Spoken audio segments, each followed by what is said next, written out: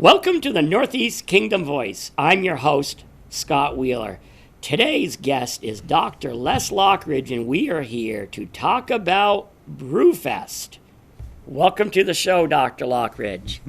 Hi, Scott. Thanks for having me on again. So this is you are going to be hosting the annual Brewfest, which is a fundraiser for local people in need. But this year, Brewfest, because of COVID-19, is a bit different. That's true. It's going to look a little different. Our capacity to have a big live event has, been attenuated by the mandatory restrictions, and we want to respect that. But we also want to put in a little something for the community and keep the cause sort of in the public consciousness, and probably have a little fun too. Right. So in past years, just explain to the viewers what Brewfest has been.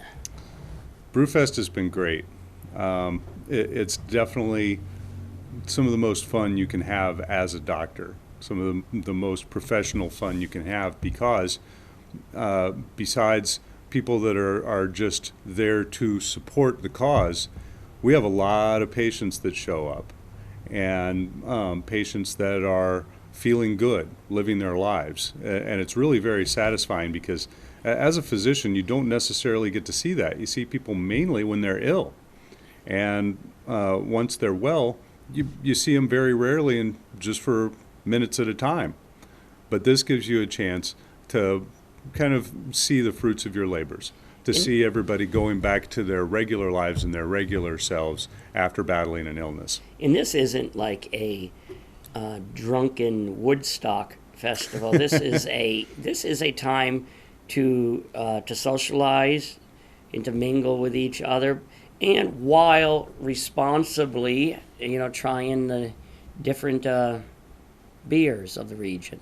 That's right. I think it's pretty well known that Vermont has the best beer in the nation, possibly the world. We certainly have a ton of great breweries. I know at one time we had the most breweries per capita of any state in the union, and we have the best water, so we have an obvious advantage in making good beer. We want people to come and try the different beers from different breweries and to have a good time. A lot of the event is interacting with other people that have similar experiences and just having fun. We have great food at the event. We have great music at the event. This year, obviously going to be a little different, though. I haven't been to all the Brewfests in the past, but I do recall one where a virtual tornado visited the place, but you still had a good time. Yeah, Brewfest has had a history of checkered weather, but it always seems to blow over in time for us to have a fantastic time, and it doesn't ruin any of the music, food, or beer, and it doesn't dampen anybody's spirits. And one year I was even recruited to be the MC. I think I was given at least 5 minutes to prepare. Oh, I think I gave you 7 or 8 minutes. Yeah, that's probably true too. But that was a lot of fun. It was, it was a lot of fun to do. Well, this year is a bit different. COVID has restricted what you can do, or at least safely do, because you probably could have held a smaller one, but then then you'd end up with a situation you didn't want people to get COVID. So explain what you're doing this year, and you're kind of teaming up with the producer of this show, Todd Peranto, who is kind of a Nashville legend, and he's helping you organize this. Yeah, all of that is true. I would say, first of all, of course, we would love to have a live event. It's a fantastic thing every year. It's a lot of work, but it lifts everybody's spirits. Everybody has a great time. Unfortunately, we are in the middle of a pandemic, and I think most of your viewers realize that cancer patients, patients with blood diseases, and chronically ill people are the ones that are really at risk for bad complications of COVID. It would just be devastating. As little COVID as there appears to be in Orleans County, it would just be devastating if even one person would come out of that event infected. And potentially there could be a lot more than one. So after a lot of deliberating, we decided to not have the actual live event and go with something that's more of a virtual event. What we're going to do, it kind of works on the telethon template. It's going to be the same elements of Brewfest, and we are going to be broadcasting live from the Brewfest location at the top of the World Barn. But it's just going to be myself, you, the musicians, a few people on the Brewfest committee, and a few other people that are there for interviews. We're going to still have food. It's just going to be limited to the people that are there. We're going to do some beer tasting. I've already got some feelers out to local breweries for what they would like that to look like.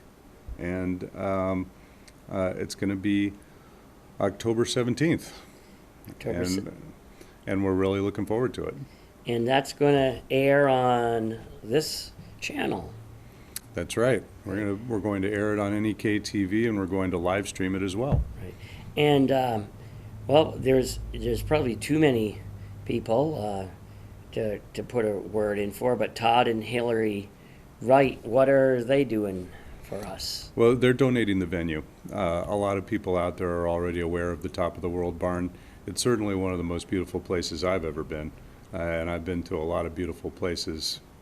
Besides, I live in Vermont. They're going to have some form of culinary representation from their restaurants or food trucks as well. We haven't worked out the details on that, but they've always been very generous with us. The Halo Foundation has been great to work with. We do owe them a big thanks. So since I'm taking, so what you're saying is I get to go there, have a little bit of beer and a little bit of food for a darn good cause. That's pretty much it in a nutshell. I'm looking forward to it. Right. And tell us about what Todd Peranto is doing. And since he's behind the controls, I bet you he can even chime in with his wizardry.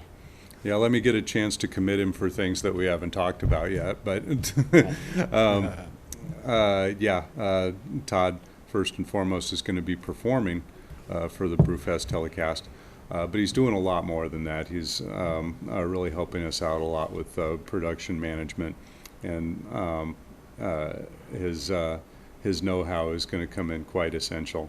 So we're really grateful to him and his contributions. You know, I really hope he doesn't forget us when he makes the big time, like, becomes like a Willie Nelson or something. So you're implying that he remembers us now? Yeah, that's true too. So Todd, explain to me what you have been doing. You've been tackling several issues, including making sure there's enough internet access, and what else?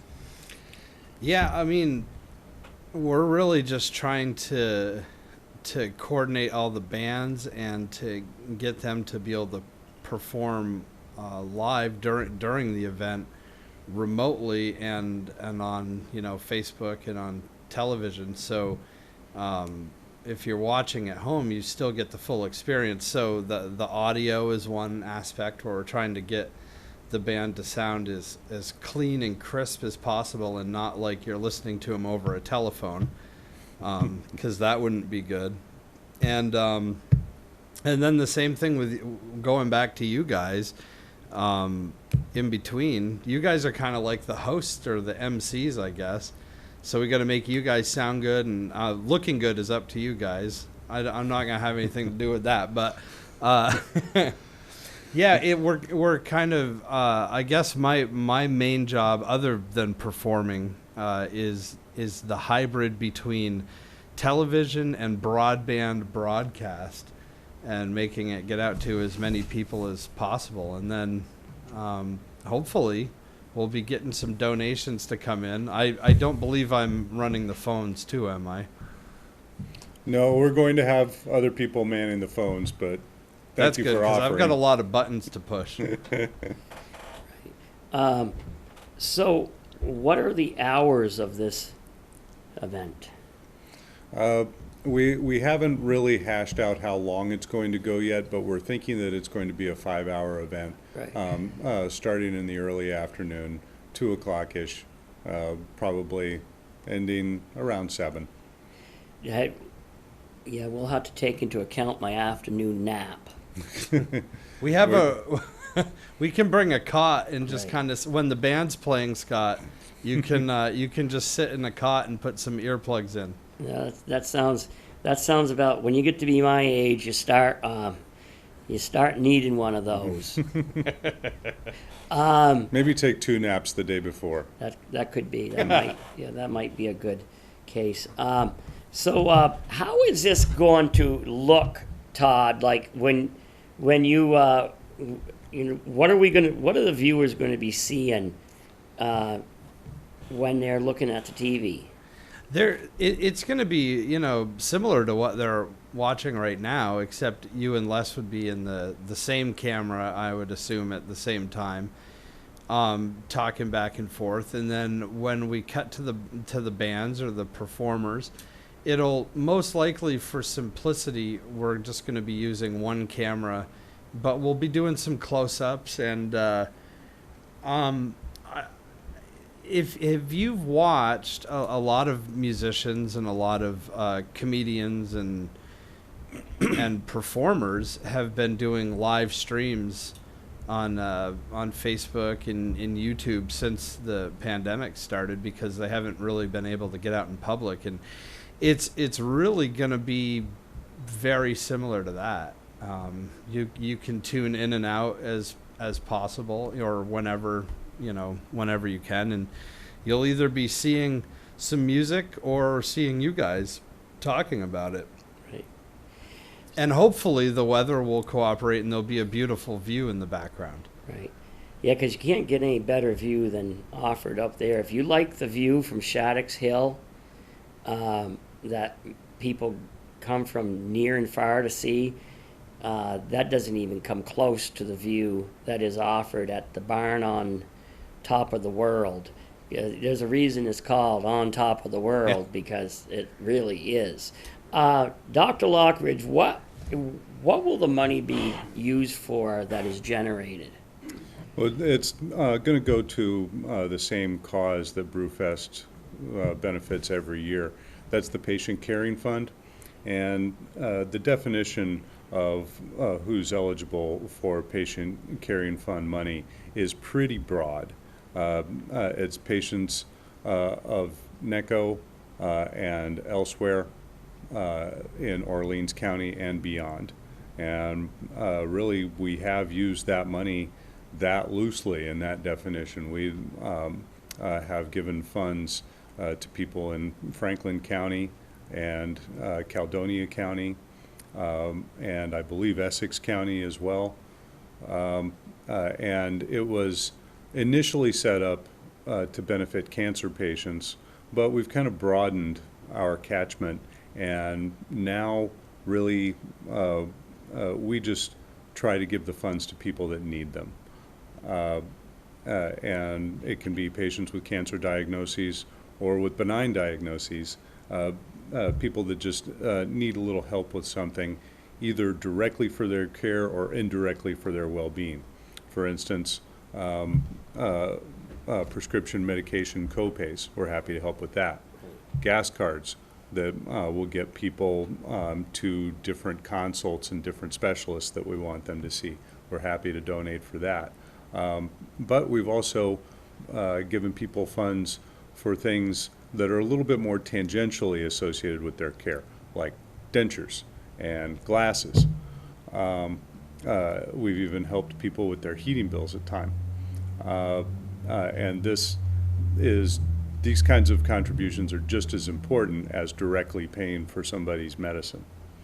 And this year, things are going to be a little bit different in terms of the way that we make our money for the Caring Fund. We are going to get sponsors, and we are going to have a silent auction that's going to be on air, and we will be going over the items on the silent auction, and everyone will have the capacity to call in and bid on them. Those things are like the fundraising efforts in the past, but obviously we can't sell tickets. Obviously we can't sell beer, we can't sell food. So instead of that, as I said earlier, we're going to have more of a telethon kind of template where people can call in pledges, a lot like the telethons for different PBS stations or Jerry's Kids telethons. People are pretty familiar with these things. They know how they work, and I'm looking for it to be very effective. Right. Now, I guess this question is towards you and Todd. Is this going to also re-air following the event? Now, granted, you wouldn't be able to, the silent auction and such, or calling in, but if people miss it the first time around, will they be able to watch it again and see all the bands performing? Yeah, we're planning on re-airing it a couple of times, and we'll be re-airing it with opportunities to make more pledges to the cause at any time. Obviously, silent auction's going to be expired by then. The items hopefully will have all been sold, but the re-air is going to still give us all the music and the view, the beer and food tastings, our luxurious haircuts. Yeah. Mm-hmm. So Yeah. hopefully most of the experience will be there. Right. So, do you have anybody else, any other organizations you want to mention that are taking part, or is that too early yet? We're a little bit early on that. I want to leave a lot of room for sponsors coming in later, and we're going to be doing some promos on radio and in the newspaper, so that's going to be available. Primarily, I want to thank Halo and NEK TV. They're really the ones making this happen.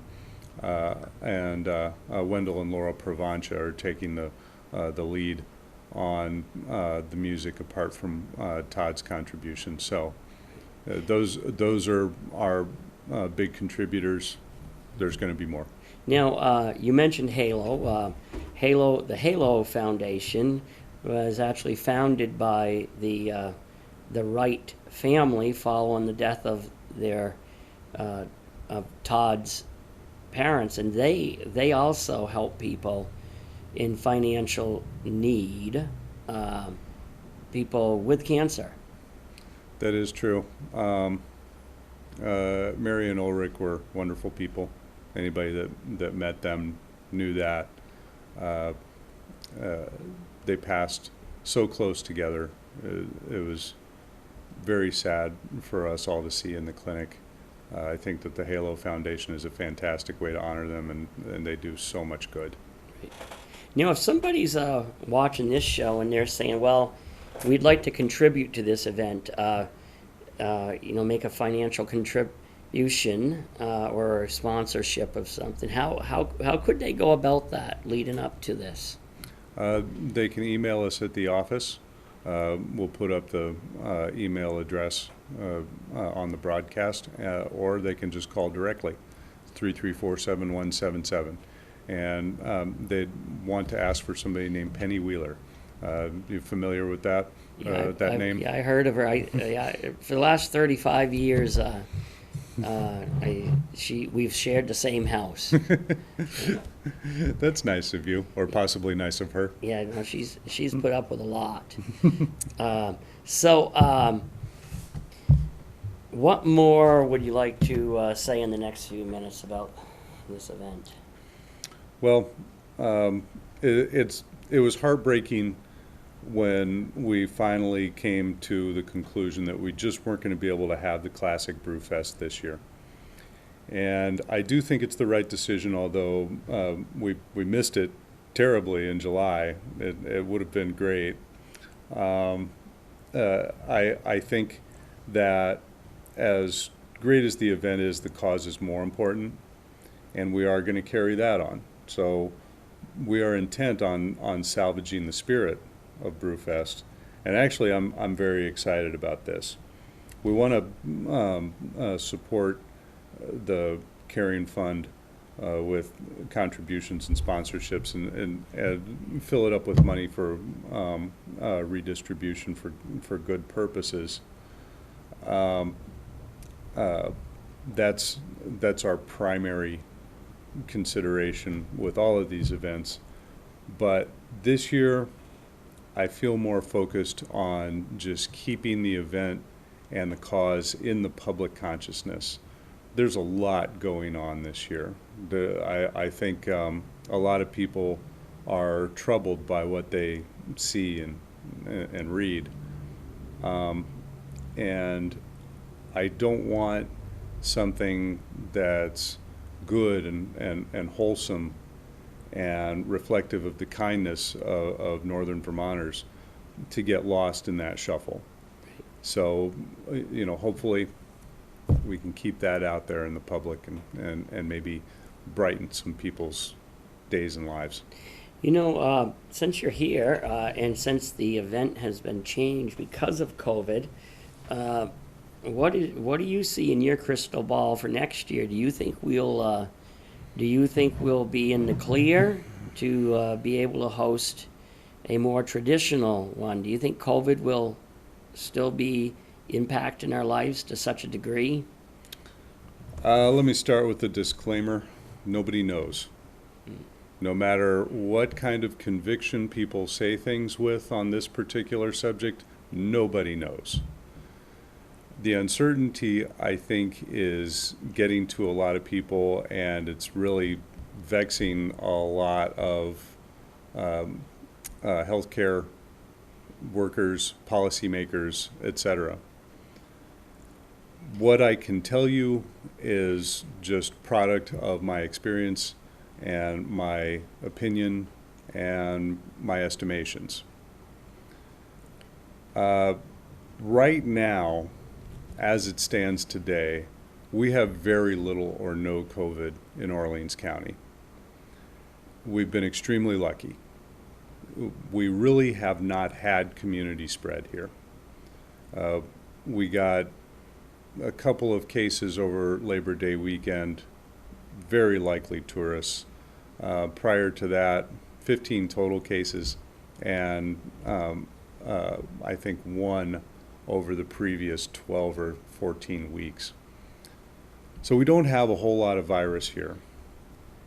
We are still suffering under the social and financial impacts of the pandemic. As you know, school just started, and it's going to be a different experience for kids. I don't think that we're going to have the health issue for at least another couple of months. My big concern is ski season. Ski season, Orleans County will draw people from all the hottest hotspots in North America, particularly if they open the border. Mm-hmm. And I think people that haven't lived the tourist skiing experience would be really surprised how much of that outdoor sport is spent inside giant rooms elbow to elbow with strangers. That really is the nature of that sport.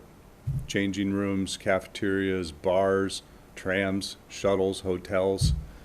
And if there's an outbreak in ski area personnel, it will be all over the county relatively quickly. That is a concern for me, and I know the local ski areas are setting up as best of precautions as they can. I've got confidence in the people running those places, but again, I have to stress this: nobody knows. Nobody knows how this virus behaves biologically, let alone epidemiologically. There's a lot of opinions out there. There's not very much knowledge. As far as the vaccine goes, yes, that's a solution if you have one. And if you have one, constitutes efficacy and safety. And I don't think anybody out there should really be holding their breath waiting for this vaccine.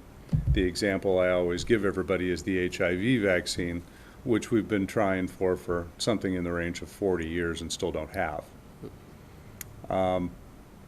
Again, this falls into the area of unknown. Right. And everything that I just said is just based on experience and estimations. Right. But that's what I see now. Okay, as we wrap up, again, what is the date of the online, on-air event? So it's going to be October 17th. It's going to be at 2 o'clock in the afternoon. We're going to be broadcasting live on NEK TV, streaming live on YouTube and Facebook, and it's Brewfest. Yeah, I'm looking forward to it, and I think it's great. All the work that you, Todd, and everybody else is doing. Yes, this isn't the ideal, but these are a change in is a change in time in the world, and we've had, you've had to evolve, and hopefully next year, once again, it will be an outdoor event, and we'll be standing at the top of the world. I am counting on that. Okay, thank you for coming on. Thank you, Scott. And thank you to the viewers for tuning in to another segment of the Northeast Kingdom Voice.